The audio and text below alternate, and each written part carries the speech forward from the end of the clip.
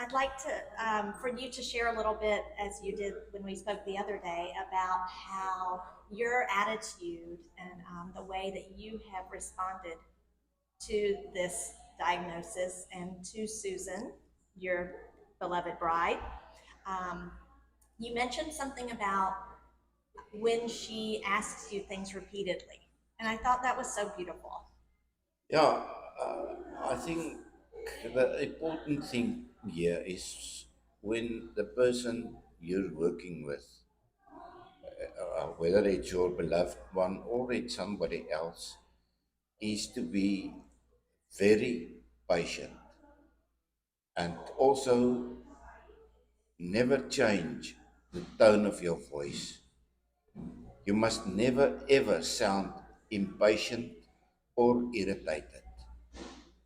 It doesn't matter how many times a question is asked, because you are the one that can remember.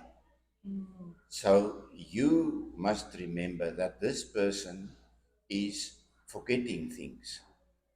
So it doesn't matter whether it's 7 or 700 times. You answer the same way you answered the first question. The same tone of voice, the same facial expression, the same body language. You must keep to that because that is very important, because the person with dementia is very sensitive and they can immediately pick up if you're irritated with them, and then that makes them draw back, and that may never happen. Yeah, respond negatively. Some people withdraw Yeah, and start feeling with self-conscious, or yeah, some people may become aggressive. And me and Janie, we talk about emotional mirroring, how when we forget some coping skills or information, then we are going to be dependent on the people around us to mirror the emotional tone of what's happening in the moment.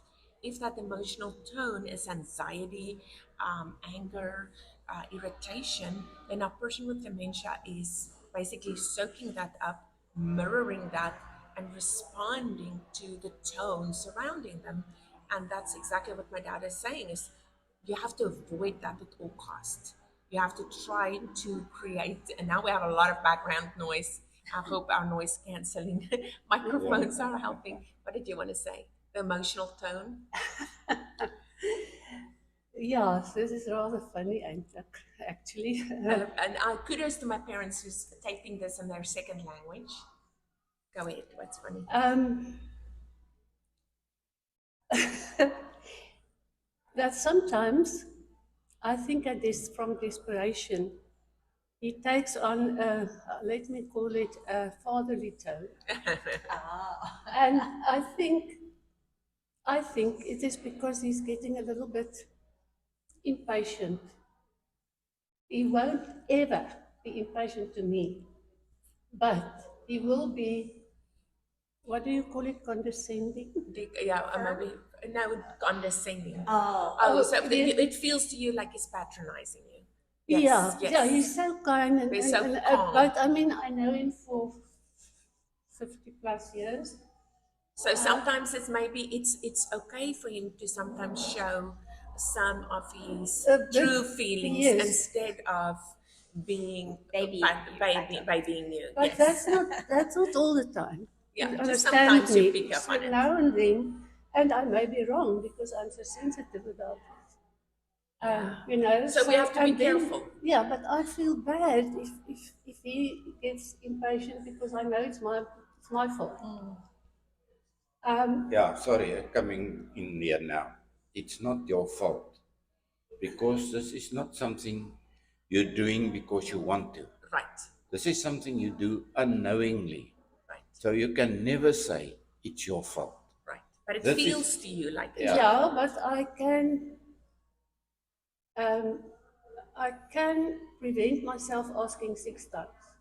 So that's my fault if I ask 6 times. No, Do you you understand what I cannot. mean? You Do you cannot. Get to know? be But do you irritated. know if you've asked 6 times? If I see the other person's reaction, it's not necessarily him. Yes. But then I say, oh yes, sorry, I've asked that 3 times already, because I sort of, But it The face sounds of the body language. You can pick up on the body language. it sounds like you are both just really together, walking this out yeah. on this journey together I must say, with care and love.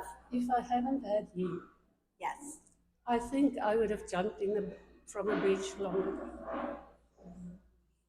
You see, anchors you in love. I thank the Lord every day for having me as a husband at this stage of my life. And something else you must always remember, and Sira made me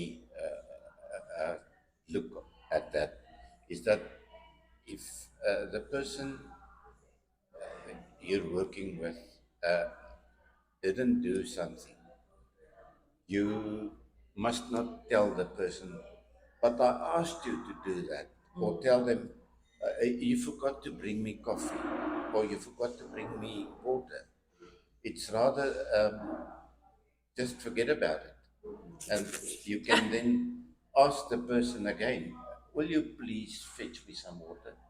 Instead of saying you didn't bring me water. Right. It's not really helpful to anyone, is it? No, it's counter